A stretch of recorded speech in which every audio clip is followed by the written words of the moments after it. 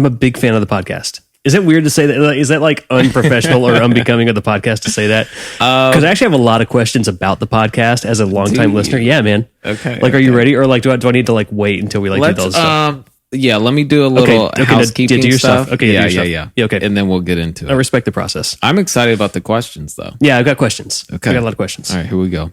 Thank you again to Daryl Hall and John Oates for being here last week. They were great.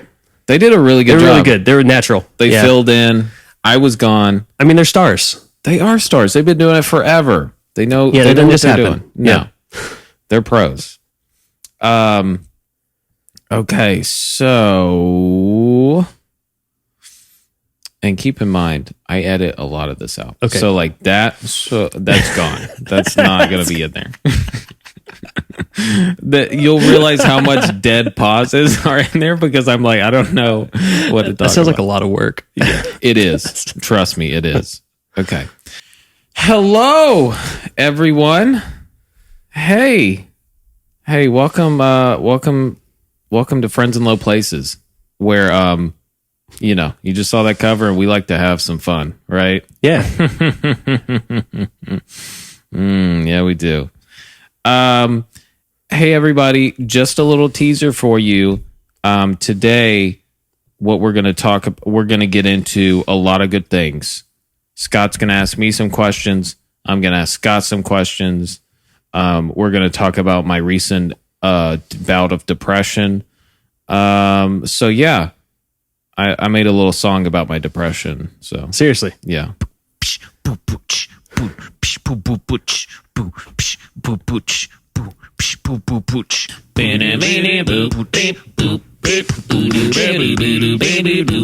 My depression. Yeah. So I made that today in like 5 minutes. I put harmonies in there. Can you pick out the harmonies? Yeah, no, it sounded great. My depression. That's a really high harmony. Yeah. Did you get that? Like, was that first try? Yeah. Nice, man. Thanks, man. Yeah. I think you missed your calling. I think you're right. Talk about my depression. Here we go. Welcome to Friends of Low Places.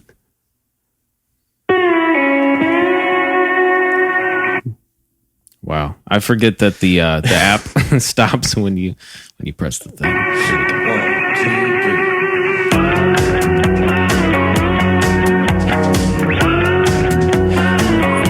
Am I allowed to like start talking now? Is it too soon? Yeah, you can talk. Where did the music come from? So Spencer, my friend Spencer, who's been on the podcast multiple times, he made this song. He just had it. It's really impressive. And he showed it to me. And I was like, dude, this is perfect for my podcast. It actually is perfect. Intro, right? It's the right vibe. Who's singing? That is him. That's him? That's Spencer, yeah. He's got like a real deep singing voice. Did you think that it was homemade or did you think that like somebody else made it? No, you know why I figured that it was probably original is because you are extremely professional with what you're doing with this podcast. Wow. Like you really are. And I was like, no, he's not, because I've known other people who did podcasts that just kind of like grabbed music from wherever and they're like, yeah, whatever, no big deal. But I was like, no, I bet that's not what Chase did. Wow. So that yeah, is really sweet. Yeah, man. Wow. That was not my first question though. About I didn't know I was going to ask that one because like I listen to the podcast like religiously, right? Yes. And I actually had a lot of questions coming in, but that was not one of them. So that one was just kind of out of nowhere. But I loved that question. But the first question I actually do really want to ask, like before you do the intro, let's do it. Okay, is it a coincidence that there's a fern right there? Is that a coincidence? Or did you put that there intentionally? That was there before the podcast. That was there before the podcast. So are you referencing between the two ferns? Because between the ferns? What is it? 2 ferns? Between 2 ferns, right? Because I'm sure you've seen Between 2 Ferns. It seems like the kind of thing that. Yes. And I was wondering, I was like, I wonder if that's Chase just doing like just a little nod, a little like right? Because that would be kind of cool. Because 2 people sitting having a conversation, right? And I was like, what if that's just his way of just kind of like not, because another question I was going to ask you is like if there were any like sort of web series or shows or podcasts or anything that like sort of inspired, Friends in Low Places. Yes, and there are. Yeah. The top influences would be, number 1 would be Your Mom's House podcast. I've never listened to that one. Okay, so that's a podcast with Tom I thought you were like taking a shot at me like a weird, no, no. Like your mom. No. I was like, okay. That would be fun. No. It's a podcast with my favorite comedian, Tom Segura, and his wife, Christina P. Okay. Great podcast. Super raunchy. Okay. Joe Rogan experience. Yeah, So, I mean, that's everybody's. Yeah, Everybody I knew that one. loves Yeah, I knew that Joe one. Rogan. Right. Tiger Belly is by another comedian, Bobby Lee. Okay. I recently got into Bad Friends, which is also Bobby Lee. Those are probably the top ones that I like. Okay. I like H3. I don't know any of these. This is great. I'm going to check these out. Yeah. They're all goofy comedy, fun podcasts, you know? Yeah, because I'm a big podcast guy, but none of those I know, so that's good. It's good. Like, there was a point to where I was like, I just want to laugh when I listen to something, you know? Yeah. So if you ever want to laugh, I would recommend one of those good to know. podcasts. They're good. Okay, let's get into it. Let me read a little bit of... Well, Scott, I am excited for those other questions coming. Yeah, I got more questions. Yeah, I don't know. I don't have like a plan for when I'm going to launch them. Yeah, we'll fill it. Maybe out. they'll come through. Okay, guys, you know the drill. Subscribe, like, comment. You know what to do. We got 70 subscribers right now. Can I say that I'm actually, not to root against you, but I'm really happy that it's not 100 yet, because I don't know if you're going to do like the nipple thing with the guest. I think I will. Okay. And it's just going to be whoever's on the 100th subscriber, whoever that ends up being. That would be, so you're glad that you weren't on. I wasn't ready for it. Yeah, I agree with that. Yeah. I just feel like, I might have just kind of diverted the conversation in places I wasn't ready to go. Yeah. There are certain things I do with this podcast that could divert the conversation. Like, for instance, becoming Daryl Hall and John Oates. I'm sorry, JP, that happened. I think though that JP rolled with it extremely well. Though. He did. Yeah, he really was a good did. sport, and yeah, I feel like I leaned into it maybe a little hard. Though. No, I respect the commitment to the bit. I'm sure the people do that we're listening to or watching. It's funny that. Do you consider what do you consider like the main platform for this podcast? You consider YouTube, don't you? I think I do because it's so weird to me because to me podcast is an audio format, but I'm probably just wrong. I think you're right. I think most people listen on podcast, but for me, for whatever reason, I love watching people. Yeah, I love watching the interaction. I love watching their faces. I love watching them. Say something and me being like, you don't mean that. Yeah, right. You know what I mean? You do get a lot more because there's a lot more nonverbal stuff. That does make sense to me. Huh.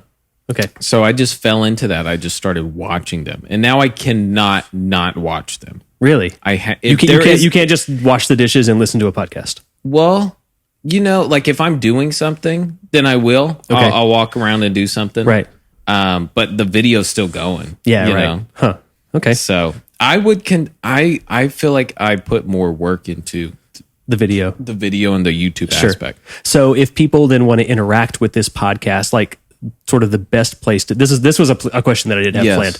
Like the best place for people to reach friends in low places is probably YouTube comments then, right? Yes, for sure. Yeah. And what I'm trying to do right now is figure out how to interact with the people watching more. Yeah. It's funny. And you've mentioned before that you and I have talked about the podcast, like, so I don't feel like I'm pulling back the curtain. Pulling back the curtain too much. But that was something that I was wondering. I was like, I feel like Facebook is very outdated, but I'm like, but a lot of people still do Facebook groups, like even people that you wouldn't think so. Yeah. And I was like, where could he do the type of thing where people could share more comments and ask questions and things like that? But it's probably also a lot of extra work, though. It would be extra work. I mean, I've thought about doing like this podcast live, Yeah, I think that's a cool idea. I think it is too, but the logistics of it, of being like, it would have to be an every Monday, every Friday thing. Oh, you mean every time you would do it live? Yes. Oh, so what were you saying? Oh, and I thought I was like doing like a live one just as a one-off, like as a special thing. That would be fun. Yeah. That would be fun. That would be a very easy, attainable thing. I think you should. Now, that one should probably be, I'm not going to tell you how to do your podcast, but I guess I am going to tell you how to do your podcast. Like that should be someone who like you already know, like, okay, this is going to be a guest who I know is going to kind of keep things going going in a specific direction and that kind of stuff. So yeah, right. But what I'm concerned about is me starting a live podcast and Chloe Lipscomb, who I love and watches everything. Okay. My mom. Yeah. and Terry Hill Okay. from my grandfather's church watching, Okay. and we're doing it for them. Right. You know? That's kind of weird to be like picturing them right there. Yeah. And it's just three Yeah, it was people. Because nobody listens to this. Well, I can tell you that like this is actually kind of a strange thing that I actually had. I tell people at work like way too much, and I told people like, oh yeah, I'm doing this podcast thing. Yeah. And so like I can assure you that there are IBMers who are absolutely going to be watching Really? or listening to this. Yeah. Wow. Like I have to admit, like I was a little bit surprised and maybe even a little distraught, like at how much this sort of spread throughout the team, because I only told like Really? 1%, but then like people were mentioning it to me on calls and stuff. Yeah. So yeah, your audience is expanding. Wow. And they're good people too. I don't know if they'll subscribe. Hopefully they'll subscribe, but I think they'll at least give you a couple likes. You know. They'll bump the metrics a little bit. These are marketing people, so they understand how important that kind of stuff is. Yeah. I need somebody from IBM to comment on this video, or I'm going to go to IBM's headquarters. Period. And I'm going to... Should I say it? Okay, I have no idea what you're going to say. So yeah, I'm going to threaten them. I'm going to threaten them with the... I'm going to call in a at IBM if they don't comment on it. This should probably be one of those things that you should cut that you were talking about earlier. Should I edit that? Yeah, probably. I'll bleep that out. I'll bleep that out. Hey, but if you're watching and you're from IBM, just comment below, you know? Yeah. Okay, positive and negative feedback. Let's read some comments real quick. This is where I read any and every comment that you post. That means you IBM people, I'm going to read it if you post it. It's a fantastic idea. Right? It really is a good idea. It's incentivized somebody to be like, oh, he said my thing. People want to be heard. Yes, Yeah, exactly. They do. Yes. I think even more so than being acknowledged, just knowing that like, oh yeah, the person that I sent this out to actually received it. That is true. Yeah. Thank you for So acknowledging anyways, I'm that sorry. good but idea. I don't need to verify. Yeah, no, you know what you're doing. No, I need verification. Okay, all right, yeah. No. I need that. Okay, yeah. Okay, Tucker Richmond, who we know and love, said, excellent. This is to JP's cover on YouTube that we did. It was really, really good. I'm going to refrain from talking about it further because we've already done it, because we've already talked about it. Can I talk about it? I haven't talked about it. Yeah, please. I mean, the funny thing about being a bassist, especially, maybe you feel this way about being a drummer, is like, people will come to me like asking me for like, oh, can you play? And when I say no, they'll say, okay, well, can you recommend another bassist? I'm like, well, actually, I don't know a lot of other bassists because I never play with them. So I very rarely get to play with JP. Sometimes he's played guitar and that kind of thing, but great dude though. He is a great dude. Really good musician, obviously, but I don't feel like I know him as well as I should because we're never booked together. But yeah. That's the same with drums. Yeah. Yeah. Same with drums. Electric guitarists, they'll mingle. Yeah, right. That's right. Singers for sure. Yeah. Even keys sometimes. But drums and bass. There were never two drummers. There were never two bassists. That's something that I was actually going to ask you about, though, is like, are you friends with any drummers and how's that going to work? Yeah. With the Friends in Low Places podcast. Within the last year, I've made more drummer friends than I ever have ever. But like, are you going to have them on the podcast or is this? I am. Okay. Yeah. Like I'm in the works with a couple Figure drummers something right out. now. Cool. I don't know what we'll do, but I want to make it creative and cool. Yeah. You know what I mean? Right. I mean, like, one day you could do like alternate percussion or something like that, which I feel like it'd probably be gentlemanly of you to do that and allow them to play the drums and you would do like whatever. But yes, we'll get creative with it. We'll make something happen. Okay. That was one of my questions though. Yeah. But yeah, we're squeezing them in. We're putting in the question. Healthy kayak angler, Fred. I love you, Fred. He says to JP's cover, that's a man eater, y'all. I can go for that. He capitalized go. Is go a Hall & Oates song? Oh, you got me. I don't know. I think I wouldn't have known what Man Eater was, but I'm assuming it is. I think you're right. It probably is Go is probably a Hall & Oates song. Okay, Joanna Sherman. Hey, Joanna, we love you. We do love you, Joe. Chase, you lip synced better than the actual lead singer on the music video. And I'm not going to lie, she's not wrong. Yeah, she's not wrong. If you watch the music video, he doesn't do a great job. Oh, really? He doesn't do a great job of lip syncing his own song. That is that really tells you that she paid attention, right? She didn't just click it like just to click it, or like just make a comment just to kind of like just to toss you something. Joe really paid attention. She's like, she really did. Yeah. Thank you so much. Good on her. Great singer too. She is. Yeah. So that's a great compliment. I've heard her sing. It's just been forever. It's been forever. She hasn't sang She's really good. Yeah, I haven't played with her in a very long time, but she's a fantastic singer. Wow. Joe, I need to hear your voice. She's really good. Really good. All right, this is coming from JP's podcast. So that was the cover. This is the podcast. This is from Instagram. Great comment. Lucas Freeman. This is coming from one of our... So in the last podcast we talked about mosh pits. We just kind of got into that. Yeah. Lucas Freeman says, my friend's dad has a story where he came out of the pit at an Iron Maiden show. Okay. Back in the day with a screwdriver in his leg. That's pretty insane. I got nothing. Yeah. That's pretty insane. Just walk out of a mosh pit with the screwdriver. But I'm not surprised, No, I guess I'm not either, unfortunately. Joel Chandler says, when are you going to do 1,000 Miles by Vanessa Carlton? Is that I think that's the... Keep going. I think that's I actually don't know the song. If I could fall... 1,000. Yes. Oh, yeah. Oh, yeah. That is. You're right. You're right. Yeah. I think that's what it is. All right. Keep commenting, liking, and subscribing. Thank you guys on everything: YouTube, Apple, all of it. My guest today. Hey, it comes out. It's pretty. It comes out hot at first at you. Yeah. Please don't be offended. Okay. You know that I love you. But it's just... It's fantastic. But it's just... it's to get a laugh, Okay. My guest today is bald. It's true. Yes, that means he is the first bald guest I've had on Friends in Low Places. But when I wrote that down, I actually realized that Joel is also bald. He just wears a hat. Oh, okay.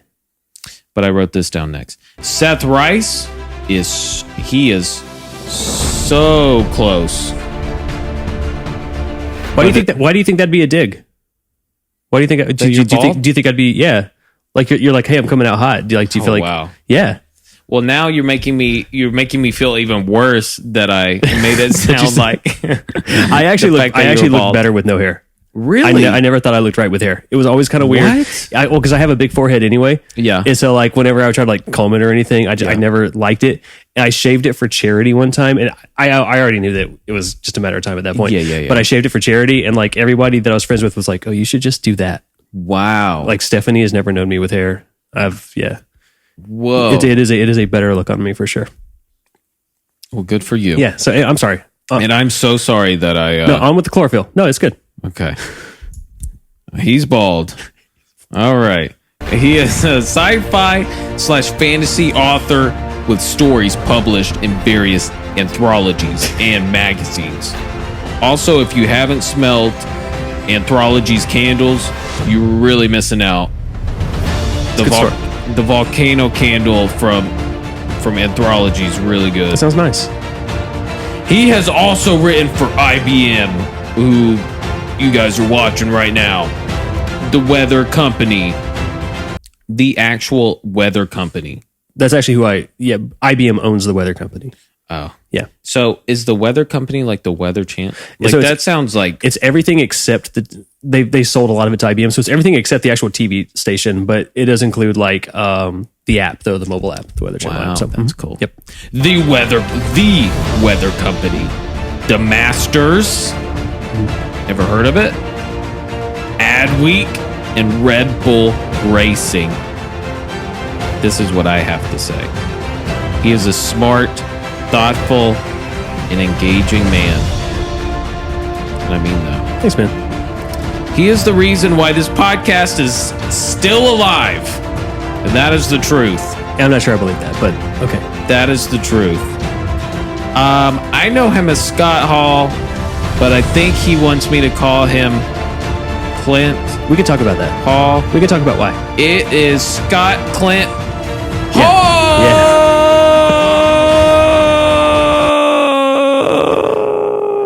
Yeah. Here we go. Oh, wow. That's, do you always do that? I don't know if I've.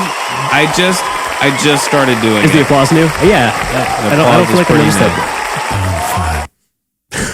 Okay. I've never played it long enough for the demo voice to come in. But yeah, most of these are all demo that I ripped off. So like, okay, this is what, number 13, 14, something like that, right? this will be 14. Okay, 14. There were so many times when I almost texted you and be like, I'm not as funny as most of the people that you have on this podcast, right? Like, I'm just not. Well, but there's also kind of there is a musician type of humor. And I kind of feel like I sort of have like a foot in both worlds because yes, I am a musician, but if I were like to write down the things that I am, after you get past like the things like, of course, like, husband, dad, whatever. Yes. Author comes before musician. Yes. And so I often feel like I'm more of an observer of like musician humor and that kind of thing than like someone who's actually good at it. You know what I mean? So Yeah. I almost sent you a message several times like, dude, are you sure that you want to do this? Because I'm not going to be nearly as funny as most of the people that you have on. Because Like I love this podcast and I love trying to get a laugh. Yeah. I really do. But and I want this to be some sort of a comedy podcast, and I'm sure we'll have some laughs along the way. yeah, But this, on our journey. But I wanted you on because you're a sick bassist and our Muse cover was killer. a lot of fun.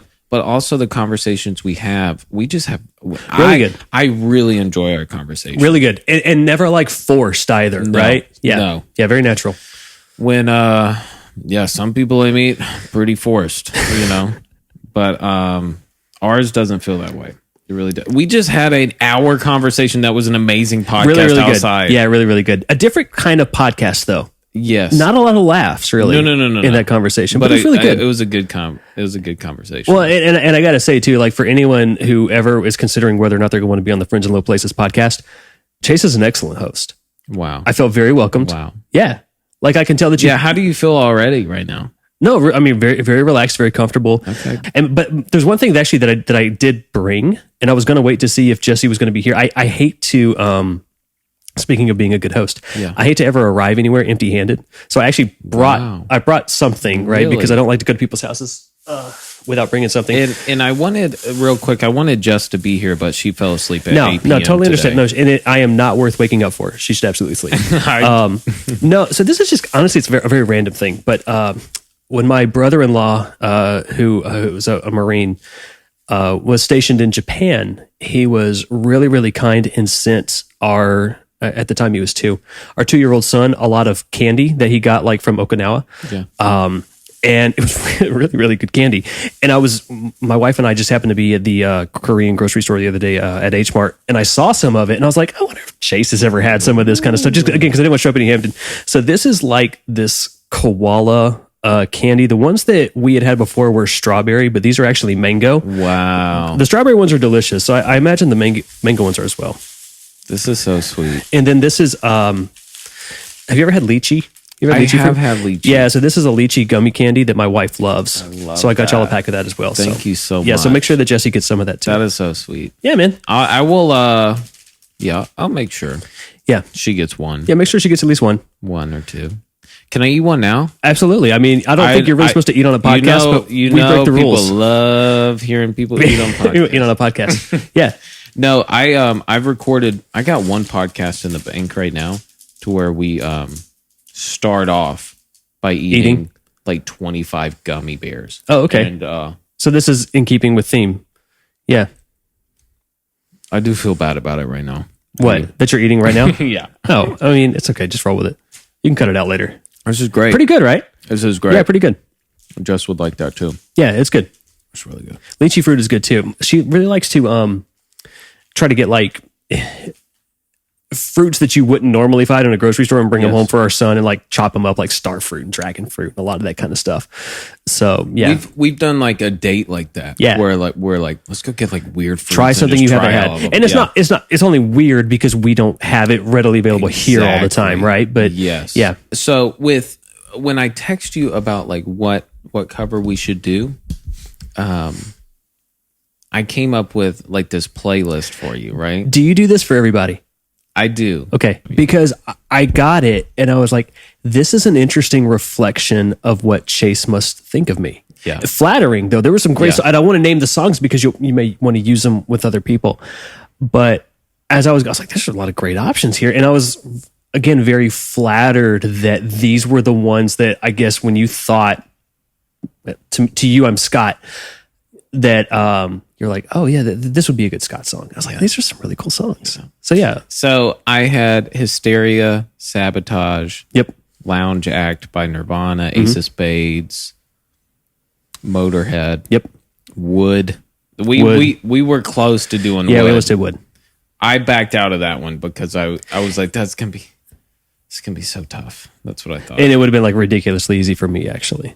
Come Together. I was by the really, Beatles. even though like I'm not the biggest Beatles guy, though, Yeah. that was like the perfect Beatles song for you to put on That there is for true. me. Yeah, yeah, Sweet Emotion. awesome.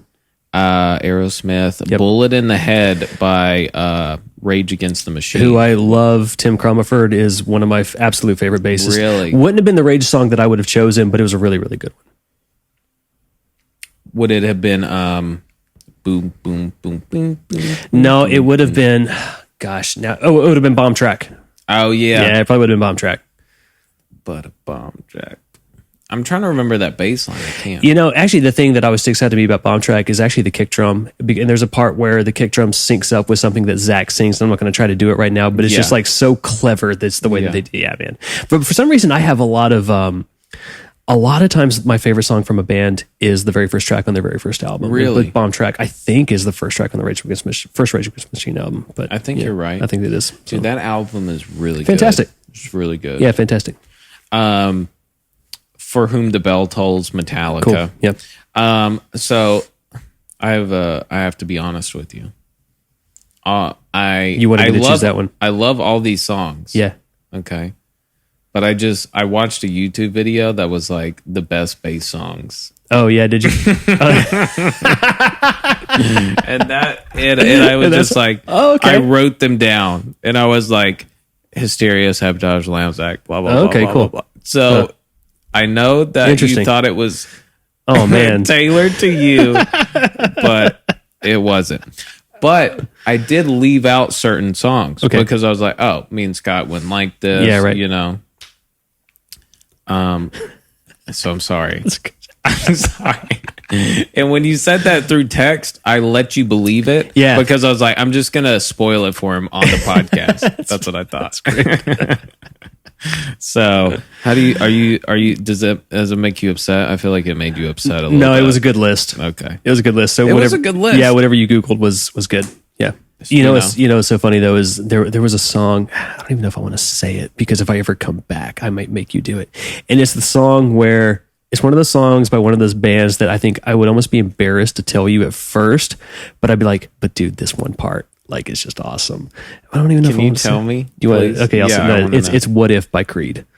Oh yeah. Dude, that song. What if? And look, I get, and even the lyrics on that song, like I get people. Creed is an easy target. People take shots at him. For sure. I do not listen to a lot of Creed. But I'm telling you, What If rocks, and the What If does rock. The bass line in that song is awesome. The drums in that song are incredible. Dude, you can't deny though the fact that Creed is the same band that does Alter Bridge. And Alter Bridge is incredible. Bridge freaking rules. I love Alter Bridge. I went to their first tour when they came through Atlanta. They were absolutely incredible. And yeah, that's the thing about Creed. I mean, say what you will about Stapp, but Tremonti and Brian Marshall and Scott Phillips, those guys are monsters, They are man. killer. They are extremely good at what they do. Yeah.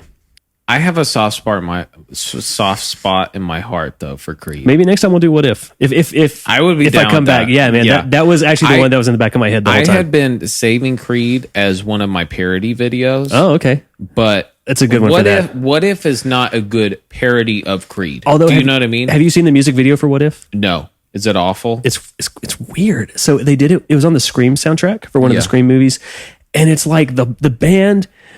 Each one of them has a girl, and they're like running from the killer, and then they're all making out except for Mark Tremonti. And like while each other band member has like their own sort of like little scene making out with the girl or whatever, or about to make out, he's playing basketball. Like seriously, this is not a joke. It makes me wonder, like, was he married at this point, or maybe he just had a girlfriend who was not cool with? But seriously, because they just wrote that in. So like, okay, I guess you'll just be playing basketball, and then they all get attacked by the killer. But then it turns out that all of them are each wearing the mask and being the killer just to scare the girls or something. Weird video. That is really weird. It's a weird video. I went into a rabbit trail of Creed videos. Mm-hmm. And I think it was like just on the crest of maybe CGI becoming accessible to like people bullets, in music videos. Bullet and that kind of stuff. Or I think there was one to where they're literally on mountains and it looks awful. Is that it might be higher. Yeah, I was gonna guess Higher or Arms Wide Open, one of those two. It's either Higher or Arms Wide Open. Right. But it is terrible. And I was just going through like YouTube and just watching all these awful Creed videos, and I was like, "Oh my god!" You know what though? It's kind of corny, kind of cheesy, but somebody was buying those millions upon millions of records that they sold for everyone who's like bashing them now. I wind up defending a lot of bands like that though. And weirdly, I'm sure that like people even watching that music video though back then, they're probably like, "Oh my god, powerful, that's so sick!" Yeah, they got chills. Yeah, they're on mountains. But our cover Hysteria, we were talking about before we started recording how fun that was, and I think it's a sick cover. Really challenging. I listened to it, and it was one of those things where I knew it was going to be very hard for me to do, but I also kind of knew that I could do it. Yeah, which is why I chose it. I think it's important to remind yourself that you can do hard things. And one of the awesome things about music, and one of the reasons why, even though I'm like, I consider myself more of an author, but I've really stuck with music, is music. It's a little bit easier to kind of see yourself getting better as you practice. Writing, it's very, very hard to tell when you're improving. Interesting. But like even recording Hysteria, one night I'm trying to play the bass line and I'm like, I'm all over the place. My fingers are fumbling, all this kind of stuff. Come back the next night and I can see like marked improvement, right? Okay, I'm not there yet, but I'm getting better. Yeah. Writing, that's a lot more difficult to do. I think it's because it's a little bit more subjective in terms of like what's good and what's not good. So how can you tell then? You just put out something, and the only way that I can tell you that I can notice that I'm getting better is when I come back to something months later. Yeah. And so like let's say I finished a book in March or whatever, and I come back and look at it in July. I know that in March it was the best I could possibly make it, and then in July, opportunities to make it better are literally just jumping off the page at me. Well, not literally. I hate when people do that. I just figuratively jumping off the page at me. Yeah. And that's how I could tell, okay, I've improved since. Well, I've either improved or I've at least just got some distance from it. Yes. But it normally does mean that you improved, right? So when you can look back at something that you did months or even years ahead of time or previously, and you can say, oh, yeah, okay, I would do all of this so much better now. Yes. Dude, that makes a lot of sense. Because I was like, how do you see that you improve? It's hard. And even then you'll sort of second guess yourself. I look back at some of the books that I've written. So I've written 6 full-length novels at this point. Yeah. And I look back at my third and fourth, and they actually kind of intimidate me because I look at what I did there and I'm like, I'm not sure I could do that again. It's not true. It's just, it's your inner critic. It's your insecurities sort of lying to you. Yeah. But if I'm not careful, I'll almost get intimidated by sort of my own work in a weird way, which I know sounds kind of arrogant. I don't mean it that way. Yeah. But yeah. Are you like, can I redo that type of work? Yeah, absolutely. Right. Like, is it like a songwriter? Because I've heard this to where like songwriters feel like and I'm not a songwriter, but I've heard people talk about it. They feel like they go in and it's like, it's almost like it's like, okay, let's see if I can step up and perform and do it. Because I'm starting from nothing. It's kind of imposter syndrome it's too, like, I think. Yes, right? I've had success and I had a good writing session last time. I wrote this good thing. Right. can my brain come up with the next good thing? Right. You know? Can I do it again? Yes. And I think that's a lot of, again, I would say imposter syndrome, which is like, especially if you know, again, if you get some recognition for something that you did previously, but you feel like, oh, that was a fluke, that was luck, right? I can't get that magic again. Yeah, no, I think that's definitely there. Particularly if it's something that you're very, very proud of, I think that there's certainly a fear that you could lose it, you know? Yes. And it does, I certainly understand why people believe in the Muse, because it does feel like that sort of level of skill and inspiration can just come and go. But I also think it's a lie that we tell ourselves, right? Because we're scared, right? Because because I think the truth is that you can probably do it again, and it's just going to be as ridiculously hard this time as it was last time, but you don't remember that, you know? Like, my wife would tell you that when I'm working on a book, you know, I'll be down, you know, in my office for whatever many hours, and then come up and I'm like, well, I wrote some tonight. It's the worst thing I've ever written. I really mean it this time. You know, like this is what I'll tell her. She's like, you always say that. I'm like, yeah, but this time it's really, really bad. This is something that I always do. So I mean, I guess it's just part of the process. Wow. So is it hard to write something that you know is bad, and you're writing it and you're like, this is so bad. Yeah. But I know I have to write it out. It is, but you have to do it. You have to get your permission. You have to give yourself permission to make it bad the first time. Yeah. And I do this in my creative writing. I do this in my day job. I'm a full-time writer. So I do it in my day job as well, right? You know, like I'll have, okay, this is due Friday, Wednesday, I'm just going to write the bad version of it. Wow. And I'm just going to give myself permission to write the bad version. And I've never regretted it, ever. So in that bad version, though, does it kind of become like this weird, rough outline? That's what it is. Of it? That's what you're giving yourself sort of the big clay. And it's not really in the shape of an elephant, but maybe kinda. But you have to give yourself the clay first before you can start shaping it. You know what I mean? Yeah. But it's so big because when you know it's not good, I bet this is a thing with music too. I've written a few songs. I'm not really a songwriter either. Your taste in whatever your creative endeavor is, writing, music, whatever, your taste is usually way ahead of your skill level. You know what's good, but you're unable to create it. And that's super frustrating. That is so true. Especially for a writer, when you're like, this isn't even about, like, at least with music, it's about muscle memory and that kind of thing.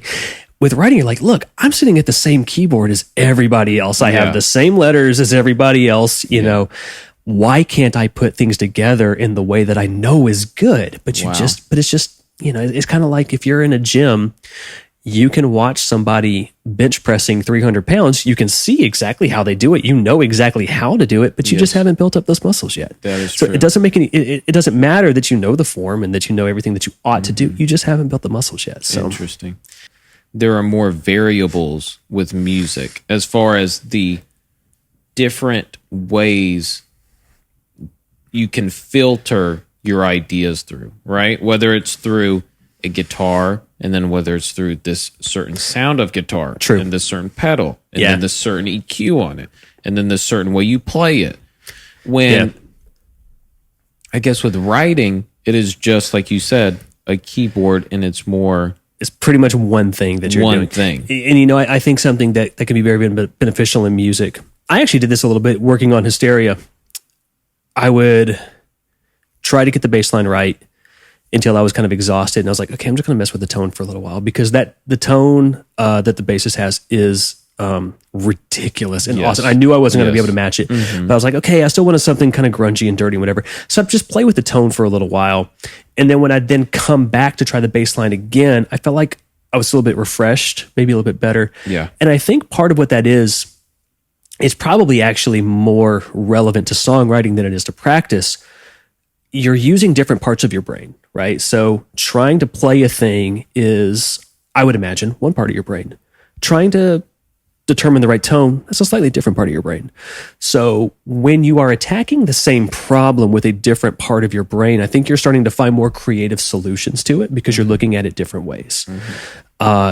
And I bet that is a useful thing for songwriters to say, okay, I'm going to stop worrying about my technique for a little while, and I'm going to think about the tone, or I'm going to think about maybe the lyrics, or just whatever. And I bet breakthroughs happen that way. Instead of looking at it through a holistic type of I would think so. endeavor. Or if, for me, something that I do a lot when I'm working on a book, if I feel like I've hit a block, is I'm a terrible keyboard player, but I'll sit there and I'll play keys for a little while, just because, again, I'm still creating, but I'm creating with a different part of my brain. And I will often find that something will just come to me. And I think it's sort of that I'm kind of pushing the writing part maybe back to the subconscious, and letting it kind of stew or simmer or work or process or whatever the right word is. And then all of a sudden it'll generate the answer, and I'll turn around and be like, there it is. And turn around back to my keyboard. And that is why people believe in the Muse, I think, because those moments, it does feel like magic, and that's why you do it. So when you're saying the Muse, it is throwing me off because we've done.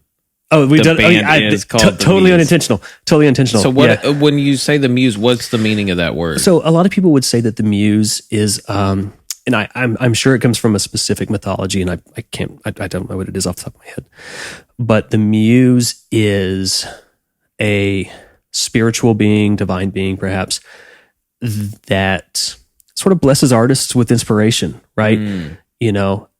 And there are certainly times when you're writing that you kind of feel like you are turning off sort of the thinking part of your brain, and you're just kind of, that something is being whispered in your ear, and you're just sort of putting it out on the page, right? Doesn't happen all the time. Doesn't happen very much at all, actually. One of my favorite books is a book called The War of Art, which I've told you about. And one of my favorite parts of that book talks about his idea that the Muse. Actually, let me take it from this way. I think a lot of people believe that you just kind of walk around until the Muse strikes you with whatever great inspiration or idea. And Stephen Pressfield, the author of The War of Art, says that's not it at all. The Muse favors the working stiff, right? The Muse favors the person, for him it's writers, that gets up, get your cup of coffee, go sit down at your desk, and you just start pounding away, right? And that's the person that the Muse visits, the person who's just sitting there just grinding it out again and again and again. So that makes a lot of sense, though. So from when I work on these podcasts, so right now I'm in the process of like, how scripted do I want this to be? Sure. And by scripted, I don't mean that we're saying every word that we're saying. I'm saying like I'm coming up with bits. You got a framework, a structure, an outline. Right. Exactly. In some podcasts, like I would structure it out hard.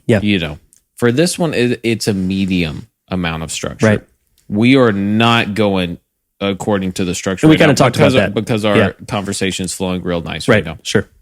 But when I have to structure out these podcasts, though, it does require me to sit down, get on my computer, and just think about what can happen, what can I do. And if I go throughout the week and I don't sit down and think about it, nothing comes to me. The Muse is not talking to me, But the second I sit down and actually start doing it, I can almost relate to you as saying, like, I'll write out something really crappy at first.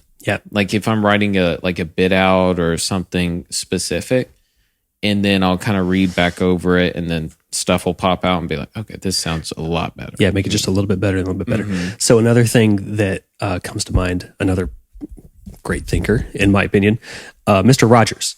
And there's this, I actually wasn't a big Mr. Rogers kid, but when he passed away, someone put out a song, and it was sort of a remix of a lot of him talking on the show, and it said like auto-tune and that sort of thing, but it's beautiful. And it's, I forget what it's called, but the lyrics are that, it's good to be curious about many things. All you have to do is think, and they'll grow.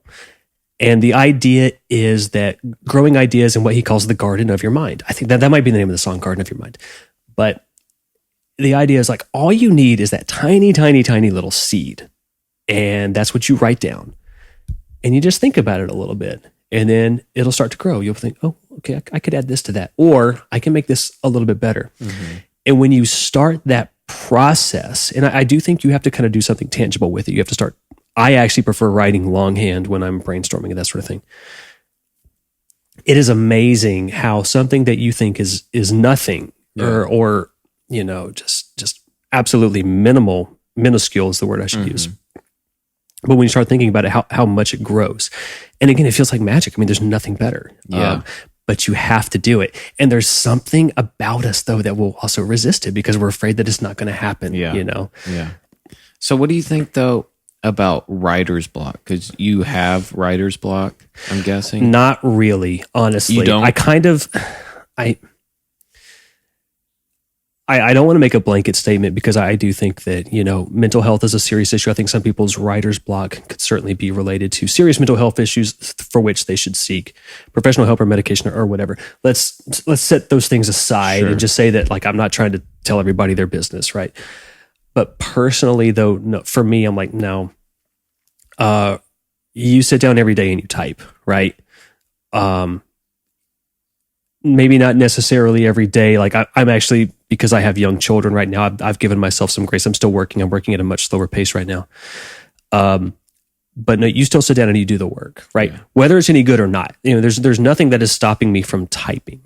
I won't necessarily say that I don't believe in writer's block, but I will speak for myself and say that I don't think I've ever truly experienced it. What I've experienced is fear and insecurity, Wow. I wonder if that is at the root, I don't know, of writer's block. Or like you said, like you were saying that sometimes mental health is sometimes the cause of writer's I think block. It could be, right? Again, like I don't, that is my way of I don't want to tell everybody that if they have writer's block that they just need to get over it, right? That they just need to get over it. There's probably some people who are experiencing writer's block. I think that creatives are prone to depression for sure. Yes. So if people are going through that, I mean, I think it is worth the time just to really self-evaluate and realize, okay, maybe there's really something going on. So, and maybe you need to not just sit down and write. Maybe you need to go, take care of that.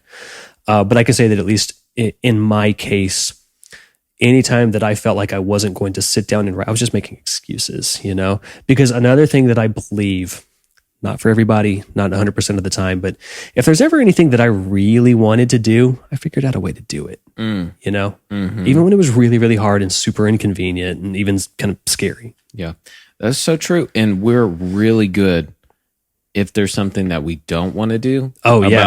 Coming up with excuses. Coming up with excuses and then somehow rationalizing it in our brain. And a lot of times you don't have to rationalize it. I mean, there's a lot of absolutely great, valid excuses to not do creative work, for sure. Like totally logical reasons.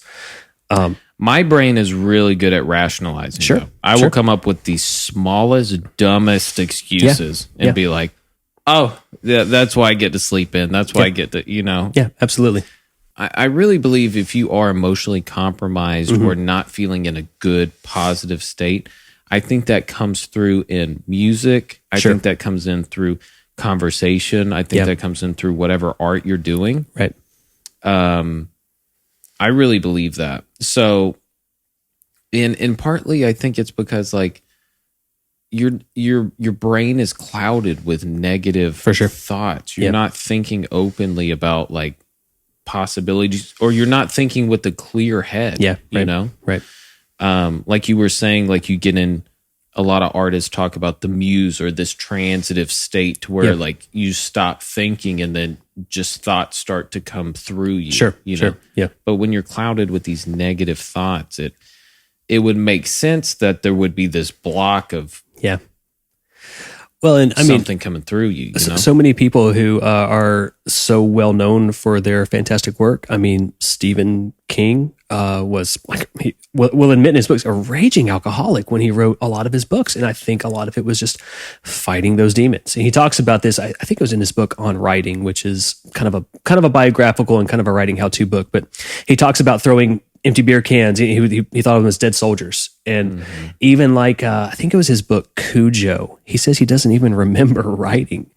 Okay, so that goes completely against my argument, but that makes complete sense because you have all these artists who were like completely depressed and they make like the best art, you know? And it doesn't even necessarily have to be depression. I know that Kevin Smith, who is extremely prolific, now more of a podcaster, but obviously did Clerks, and my favorite Kevin Smith movie is Chasing Amy, which I think is just hilarious and fantastic. But always talks about that for him, he has to smoke marijuana every time he's about to write, and it's because it silences the inner critic for him. Now, this is not something that I've ever had to do, but I understand it, right? I understand how difficult it can be to create past those voices in your head. And I'm sure that it's not just for writers. I'm sure that it's for musicians. I'm sure that it's for probably entrepreneurs, anyone who's trying to do something that's not kind of safe and easy. I think those voices are there. Now, I also think that that's a great signal that that's the direction that you need to be heading, but it's hard. It's really difficult. Like, excuse me. You're saying like that's the signal you should be heading, and the signal is fear. What those fears, the fear and the insecurity. I think can be a fantastic compass in terms of what direction you ought to be heading and the things that you ought to be going towards. Interesting. Responsibly, of course, right? Within reason. I don't want anyone to like endanger themselves or anything like that because they're afraid of jumping off of a building or anything, right? Anything like that. But certainly, I think when it comes to, maybe I view everything through a creative lens, but creative or artistic or entrepreneurial endeavors, I mean, when you're scared of something, but you also kind of can't get it out of your mind. I mean, I think that's sort of your mind trying to tell you something about what you ought to be doing. But we are also, of course, hardwired to avoid risk and all that kind of stuff. Yes. So yeah. I don't know. I think about myself and doing this thing, I'm like, I don't know what do you think about? What do I think about what do you think doing about this thing? Yeah. That's a good question. Yeah, let's talk about it. Yeah, let's talk about it. I'm worried that I'm like totally boring everybody, right? No. That this is normally like kind of a more lighter, fun podcast. I know. The thing is, Scott, like while this was happening and we were having this conversation that we were just having, I was thinking the same thing. Like I was actually, before we started this, we talked about, I was like, I want to be very present and into the conversation. Right. And I feel like I really dialed into it on this podcast. That's great. That's good. And my brain would, every once in a while we were talking, would go to, is this good? Is this enjoyable? Yeah, for sure. And my brain, and I told myself, forget that. Yeah. I told myself, I don't even care what people think about this podcast. Right. That's what I thought. Sure. And I was like, I want to do a podcast to where me and my guest are fully locked into this conversation and we have a full flowing conversation. Yeah. And that's what I decided on doing on this one. So that's what's happening. And it will be interesting to see, I guess, people's reaction to it because some people might be like, I agree. Some people are going to be like, this sucks. And some people are going to be like, this is the best conversation you've had. Maybe. But at least it's authentic, right? And this is something that I do think about a lot with writing, which is the pressure to try to be what you think people want you to be versus being authentic. And the crazy thing about authenticity is that it cannot be faked. It cannot be, this is interesting for me because I work in marketing, right? The COVID-19 pandemic has caused a lot of consumers to question everything. No one believes anything they read anymore. No one believes anything they see on the news. And they are very much craving authenticity. There's a lot of pressure on brands to present themselves as authentic. But the problem with authenticity is it is not something that can be packaged and sold because then it's no longer authentic, right? Yes. And I think about authenticity a lot. All right, so let's talk more about the podcast, right? I mean, like what is your goal for the podcast? Yeah. What is your goal? And be honest. What is your goal for this podcast? Be honest. So, I guess I get freaked out about saying the giant goal of this. In this will kind of tie into what I talked about at the beginning of the podcast. We can tie this into it. My depression.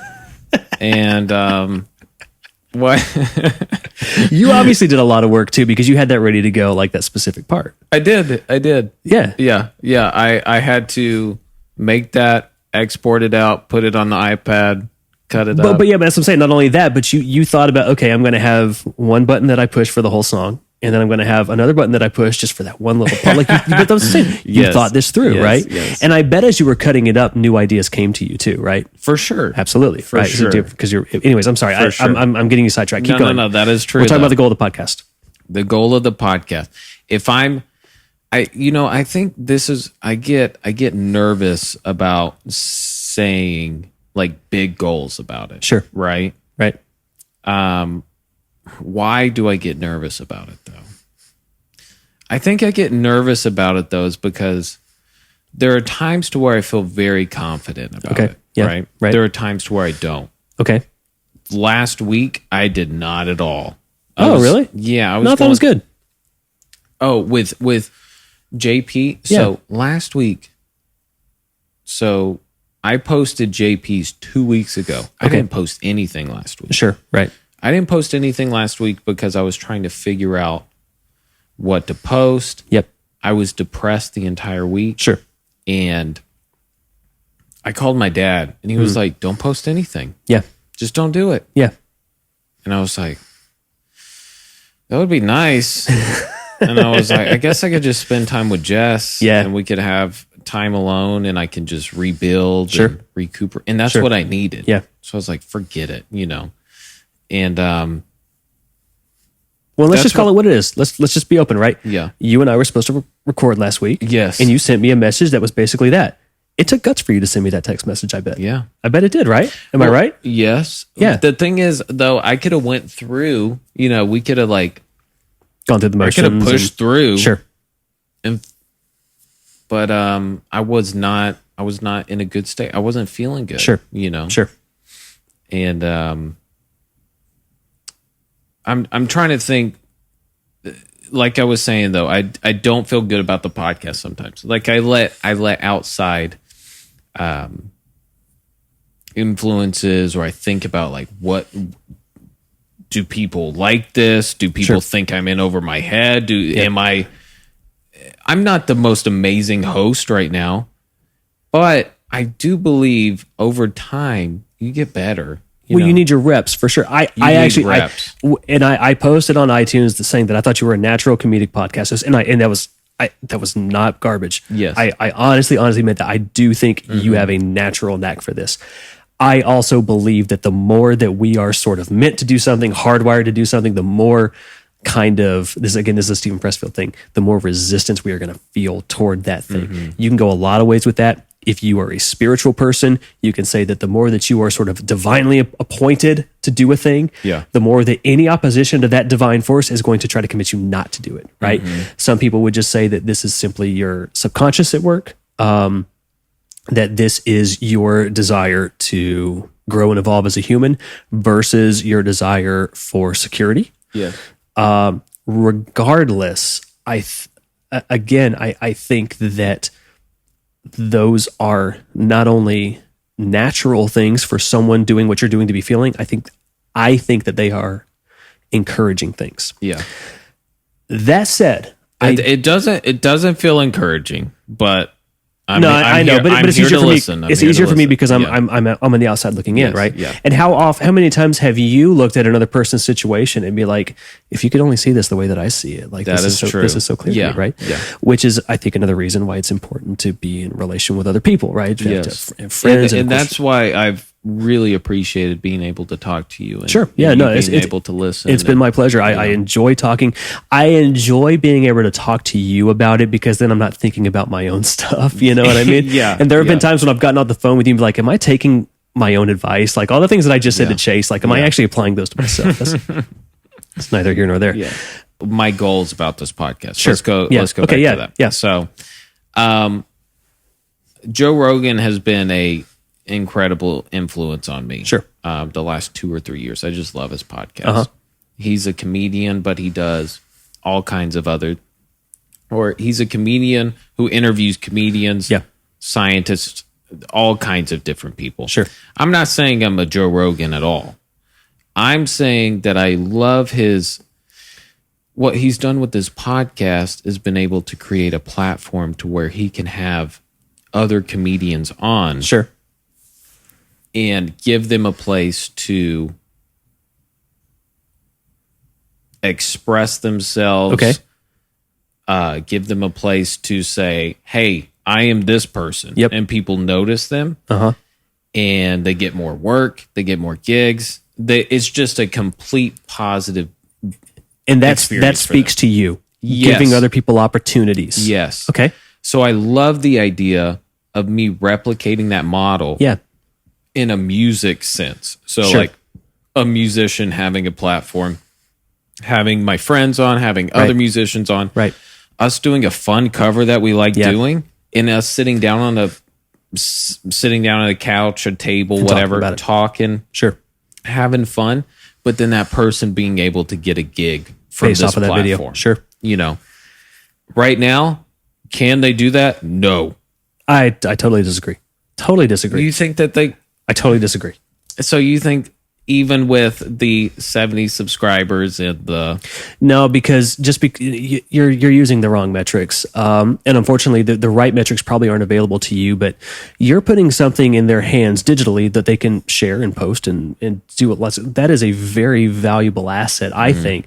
So I think if you're measuring it by subscribe, I don't subscribe to a lot of things on YouTube. I subscribe to this, but I don't subscribe to a lot of things on YouTube. I think that is a poor reflection of impact, both on your audience, on your guests. Yeah. And by the way, that's a really noble ambition. That is not what I expected you to say. really. That is not what I expected you to say. Honestly, that is like, I think that's my main goal in doing that and having fun. Sure. Yeah. I will say another goal is that happening to myself. Of course. Right? Of course. If that is the case of me having a platform, Yeah. then of course I'm going to be the one who reaps the benefits of Right. having that platform. Sure. Right? Well, then you can do it more, right? Exactly. If it's successful, then you can do the thing that you enjoy doing more often. Yes. But the podcast itself, see, what I like about what you said, though, is that the podcast, and I mean this, it's not a means to an end. It's not, well, I want to do a podcast because eventually I want to build a big stand-up comedy career or be a big actor. And maybe you would like to do those things, and there's nothing wrong with that. But it also sounds like you legitimately enjoy doing the podcast. And you're doing the podcast because you want to do it more, right? And that's the best reason to do something. Yeah. I think something that's really important is our culture. We actually talked about this a little bit outside. Our culture has this kind of strange fascination with not quitting. And quitting can be the best decision that you make if you give something an honest go, realize that it's not for you, and then you stop wasting your time with it, right? If you realize I'm not doing this for the right reasons, I just don't enjoy it, this isn't the thing, then quitting at that point is the right choice. Just stop wasting your time. Go find something else, and good on you for at least trying something. Now, if you this requires a lot of self-awareness, because if you quit just because it was hard, or you quit because you got scared, you have to be honest with yourself and be like, okay, why am I quitting? I know that requires It's hard. It's really, really hard. I think that I'm a very self-aware person. Sure. And I still struggle It's hard. with what It's really hard. what is this fear coming from? Yeah. Yeah. Am I incapable? Is it because I'm just scared? Is it because I'm scared of what people think? You know, So, it's tough to pinpoint. Malcolm Gladwell, it's one of his books. I forget which one it is. Really famous book, but he has this thing. Have you ever heard the 10,000 hours thing? Yeah. Okay. So the idea, just in case people who are listening are unaware, he has this notion that it takes 10,000 hours to master something, right?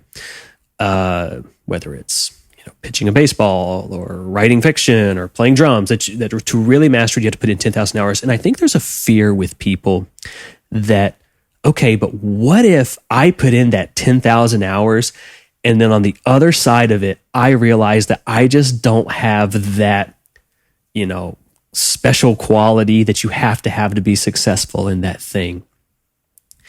And it raises what I think is a false dichotomy of, are some people just born with it? Or can anyone who can do the work get to it, whatever it is, right?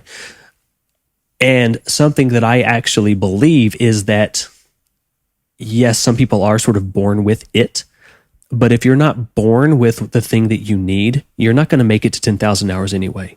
You're going to give up at some point along the way. And that's fine because, you went on a journey of self-discovery. You realized something about yourself, which is that this was not the right journey for me. And then you stopped. Sure. Right. But I do think that a lot of us are so scared that we are. I think this is especially true for men. Maybe this is also true for women, but that we're not enough. We're not good enough, and there's nothing we can do to change that. Oh yeah, and that's a horrible feeling, right?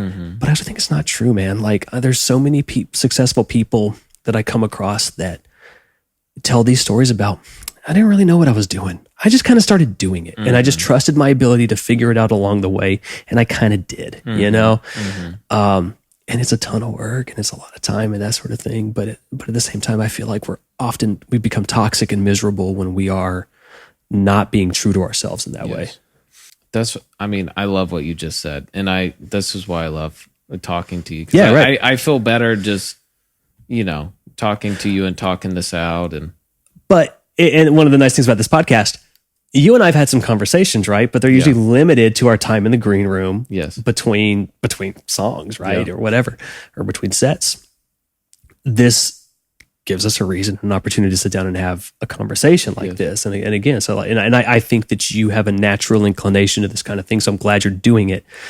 So I never want to push you to something that, if you decide that it's not for you, but at the same time, I'm glad that I've gotten to encourage you to continue doing it because I do see something natural in you that I think really works in what you're doing here. Yeah.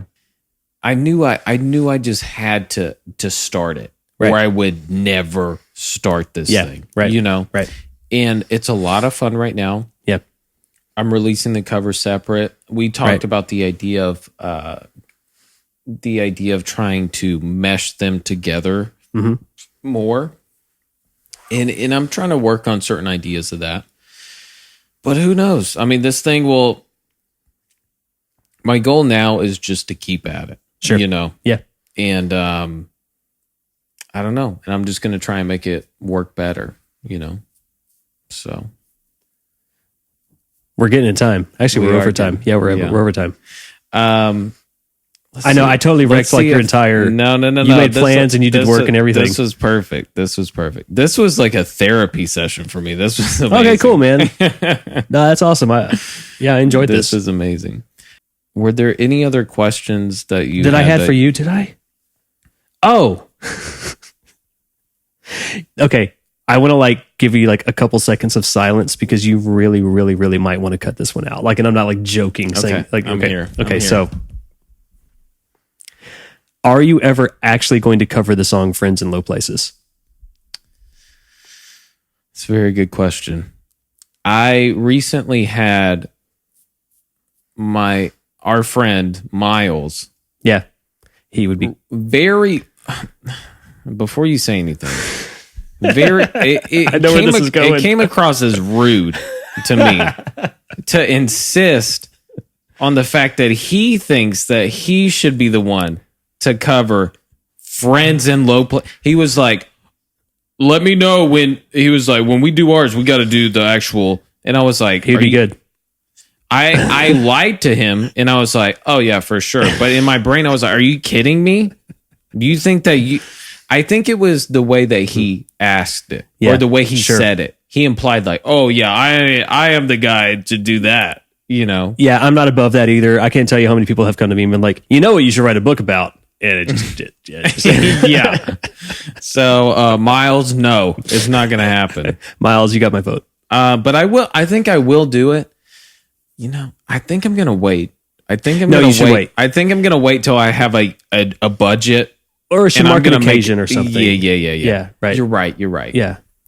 Okay, I got a couple questions from Instagram. We can run really? through those. Are you seriously? I did not think you were going to get questions from Instagram. Okay, keep in mind I posted this 4 hours ago. Yeah, that's why I thought you were. I know. I felt so bad. No, not at all. Okay, so Ebby_cat, who's my friend, says hello. Hello, Ebby. Her name is Elizabeth. That's Elizabeth. just her Okay. Instagram name. Hi, Elizabeth. She just says hello. Hi, Okay. John Paul _Keller, JP. JP. We know and love says, I don't know if this is a joke or he says, tell me about your debut wrestling match as Razor Raymond. Oh, so this is good because actually we were going to talk about the Scott Hall, Clint Hall thing, right? Yeah. Okay, so this is boring. The reason why I go by Clint Hall as my pen name and Yes. kind of my social media thing is because if you Google Scott Hall, you get a very famous professional wrestler who was first under the name of Razor Ramon. And he was like the quintessential bad guy. He's hilarious. He always had 2 toothpicks.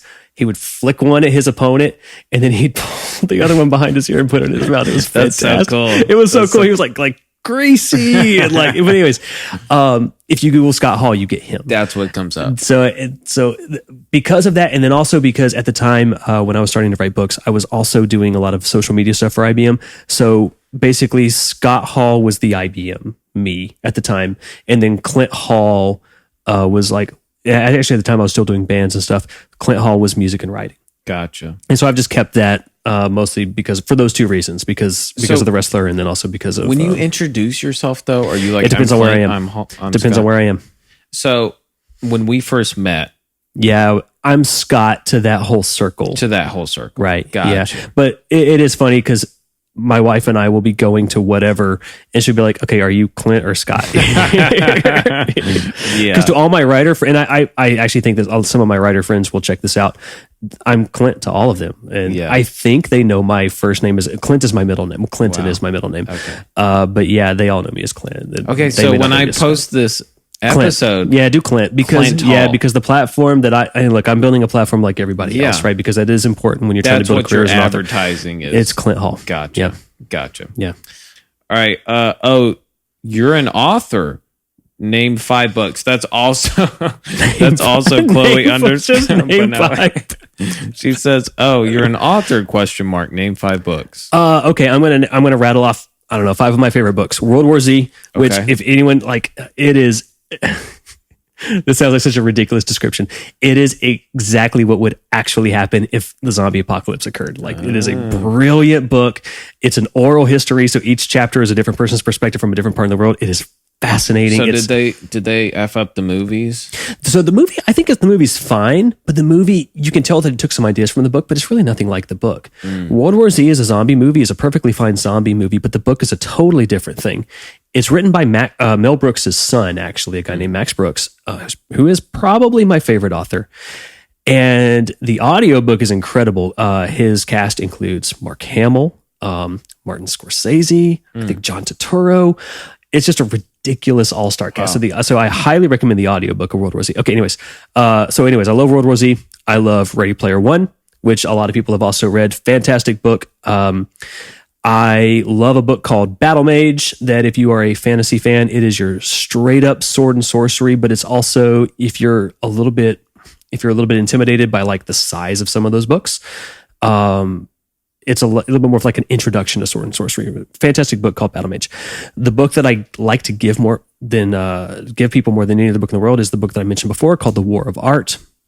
That is obviously nonfiction, and it is about sort of doing the work to realize your creative potential. And then also all of the things that we do or that are done to us to try to stop us from reaching the creative potential. 5th, I'll name one more book just because you tell me to name 5 books. My favorite comic book is a book called Saga, which is, in my opinion, maybe the greatest comic book that's ever been written. It is super adult, super violent, sex, language, all that kind of stuff. But it is also a beautiful story about family. Not for you, Terry. Not for Terry. Not for you, Terry. If you want cleaner comic book recommendations, I can help you out. But Saga is a wonderful, wonderful story. Absolutely heart-wrenching. So for any comic book fans, but it's also, it's not Marvel DC. So a lot of times, those kind of books, it's a very popular book if you're into comics, but if you're not, it's something that you may not have heard of. So Gotcha. Scott/Clint, is there any advice that you would like to give? Let's just say a creative, because you're a skilled author and musician, but we've been talking about a lot about just the mental space of creatives So- in this podcast. I knew this was coming, right? Because Yeah. I listen to the podcast a lot. And I honestly, I thought a lot about like what I want to say to people. And it starts with be bold. I think that it is so easy to believe that there is some great distance between ourselves and the people who are doing things that we would dream to do. We think that they were born with something that we don't have. We think that they were given circumstances that we could never match. And I think that sometimes it's somewhat true, but that distance is not as great as we think it is. So be bold. Challenge yourself to do things that maybe you think are going to be hard. And for me, Hysteria was a hard baseline to do. And I got there. You can do more than you think you can, but an important extension of that is love the process. This is the single most important thing that music taught me. I spent my 20s doing music, and there are times when I feel like, if I would have started writing, sooner than I did, I'd be farther along in my author career. But the important thing that I learned from music was how to do something just because I loved doing it. I was in bands that, we'd have a couple hundred people come out or whatever. Never really any major success to speak of, but I loved it so much. I love playing live shows, but I loved rehearsal every bit as much because the camaraderie was there in rehearsal. You could hang out and talk more. The music sounded better in rehearsal because we're all used to the space. We're a little bit more comfortable. And I just loved the process of music so much. And I think that loving the process of doing something without any other sort of like tangible rewards like popularity or money or fame or anything like that, I think that is a muscle that you have to develop. And actually it kind of drove me nuts because I knew that I was going to come do this podcast, and I saw a trailer for that new movie that Dave Grohl is putting out. I think it's called What Drives Us. Okay. And it's about getting in a van and being in a band and like how important it is for bands to spend time together in vans. Right. And like all these interviews from, I haven't seen it yet, but you get all this from the trailer. And he actually has this great quote that I wrote down simply because I was like, oh, he said it better than I am. The reward has to be the experience. And I think that is really, really good. I think that'd be good advice for you, right? That the reward for you has to be the experience of sitting down with whoever to do this podcast. The reward for you has to be the fulfillment that you get. I'm sure that editing is super hard, time-consuming work, but I'm sure there's also some fulfillment there, like when you know that you've done it well. And I think that getting yourself to that point where the reward is the experience is really, really important. I think people can tell when you are doing something just because you want to be sort of successful. I think that success is a thing that if you chase it, you never catch it. And ironically, you have to sort of stop chasing it in order for it to ever come to you. You can't fake that. Yeah. You can't pretend to not be chasing it. But if you focus on the process enough, I think you will eventually just forget about it. And I think that's a really wonderful place to be for anyone doing any creative work. That's great advice. I'd take that too. Clint, I know you as Scott. Scott, I really do appreciate you being on this. I absolutely love being here. And I appreciate our conversations that we have off mic. Yeah, man. They have literally, I've said it before, but you've talked me off of a podcast ledge, I'm not 100% sure that that's true, but It is 100% I think true. you would have found a way to keep going without me, but still. It would have been tough, but I really do appreciate you, and I appreciate you being there. Yeah, man. Can you do you want to plug anything or your social media, your books? Yeah, you know what? Just listen, if you want to help authors, so I am published. I'm a published author. I've published short stories and things like that, but I am working on finding a literary agent, finding publishers, that sort of thing. Y'all, the best thing that you can do for authors that are in my position is really just to follow us on social media. Agents and publishers do look at that because they want to know, what kind of a reach are you going to have if you do have a book coming out. So yeah, please do follow me on Instagram. It's Clint Hall, author Clint Hall on Facebook, author Clint Hall on Twitter as well. So whichever one of those is your favorite, please do give me a follow, reach out to me. If you're interested in reading any of my books, you can go to clinthall.com and you click on stories. It'll take you to my Amazon page. And the short stories that have been published so far are available all on Amazon, either print or digital. So awesome. Yeah. Awesome. Thank you again, Scott. This is Friends in Low Places, baby. Thank you for watching. We love you. Bye, guys.